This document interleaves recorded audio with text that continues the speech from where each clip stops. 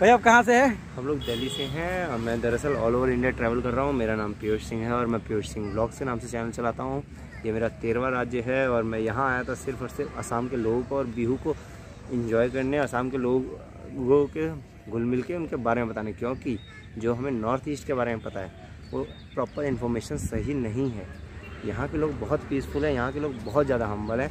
तो मैं यही कहूँगा सुंदर सनोज जी, बहुत बहुत अच्छा लगा आप सबसे मिलके। और आप यहीं से हैं? हाँ यहीं से हूँ। सुंदर एंड रिम्पीज ब्लॉग भाई लोग जो भी यहाँ से देख रहे हैं बहुत बहुत सपोर्ट करें भाई को। और आप हिंदी में ब्लॉग बनाते हैं या फिर आसामी? मैं हिंदी में भी बनाता हूँ। मैं वैसे पंजाब में रहता हूँ। पंजाब में कुछ वीडियो 2-4 ज़्यादा नहीं बनाया, 2-4 अभी नया है मेरा यूट्यूब चैनल।